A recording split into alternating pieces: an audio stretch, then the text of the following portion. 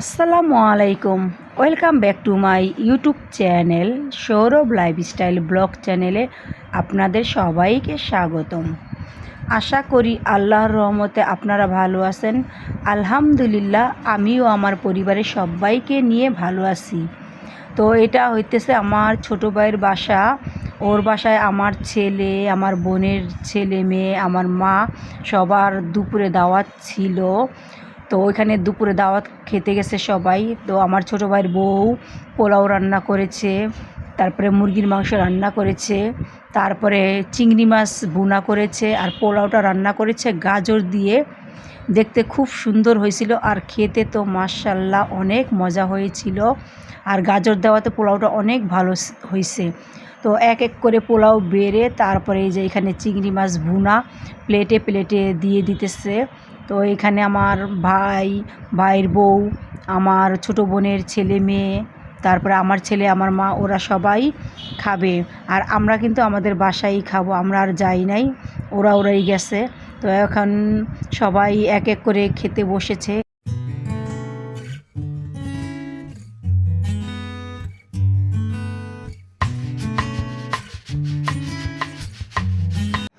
এখন সবাই খাইতে বসছে। আর এই যে আমার ছোটো ভাই বলতেছে খাবার খুব টেস্টি, অনেক মজা হয়েছে।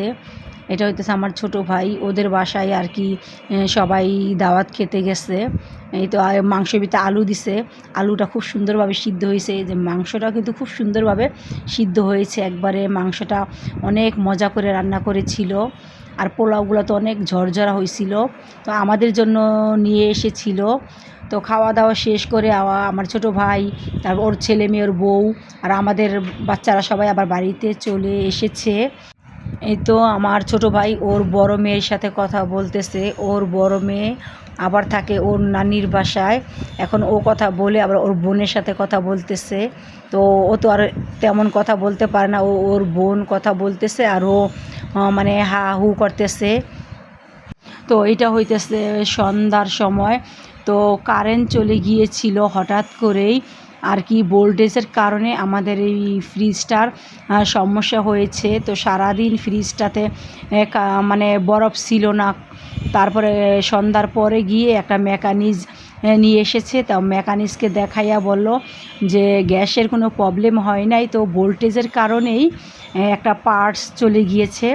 তাই মেকানিক্স দিয়ে তারপরে আমাদের ফ্রিজটা ঠিক করলাম। তারপরে এটা ছিল পরের দিনকার ভিডিও ফুটেজ। তো আমরা সবাই মার্কেটে চলে এসেছিলাম বাচ্চা কাচ্চাদের জন্য কাপড়, তারপরে জুতা, কসমেটিক্স এগুলো কেনার জন্য।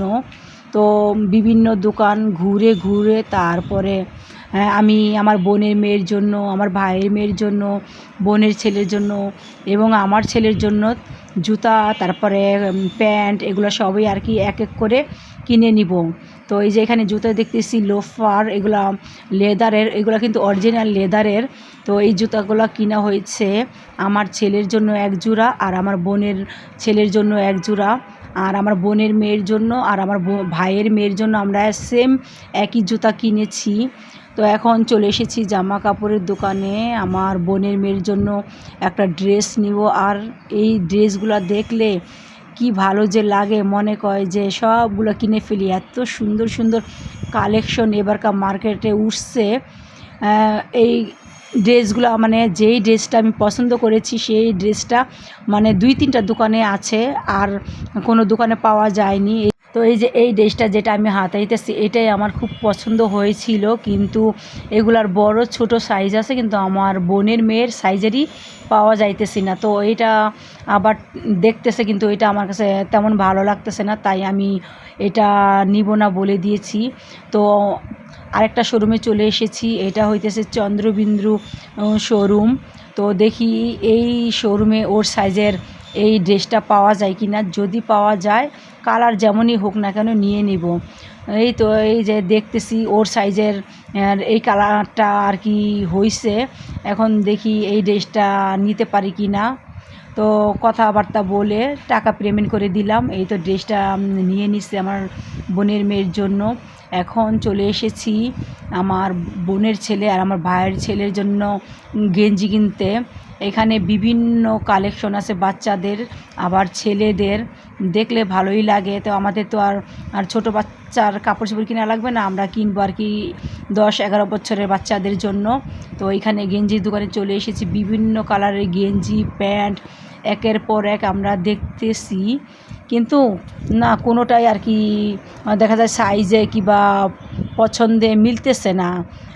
যদি সাইজে মিলে তো দেখা যায় কালার পছন্দ হয় না, কিংবা ডিজাইন পছন্দ হয় না, কিংবা ডিজাইন পছন্দ হলে সাইজে পছন্দ হয় না। তো এই যে এক এক করে প্যান্ট বের করতেছে। একটা প্যান্ট নিব আমার ভাইয়ের ছেলের জন্য, আর একটা প্যান্ট নিব আমার বোনের ছেলের জন্য। তো ভাবতেছি ওদের জন্য আর কি সেম টু সেম কালারই নিব, কোনো ডিফারেন্ট কালার নিব না, কারণ দুজনের জন্য একই কালারের প্যান্ট একই কালারের গেঞ্জি নিব। তো এই যে আমার বোনের ছেলের জন্য প্যান্টটা মাপ দিলাম, তো দেখলাম ওর প্যান্টটা হয়েছে। তো এখন ওর প্যান্ট আর আমার ভাইয়ের ছেলের প্যান্ট কিনে নিয়ে তারপরে আমরা এখন এইখান থেকে আরেকটা শোরুমে যাব, ওইখান থেকে আমরা আর কি গেঞ্জি পছন্দ করে কিনে নিব। গেঞ্জি কিন্তু মোটা হয়ে যাবে ভাই,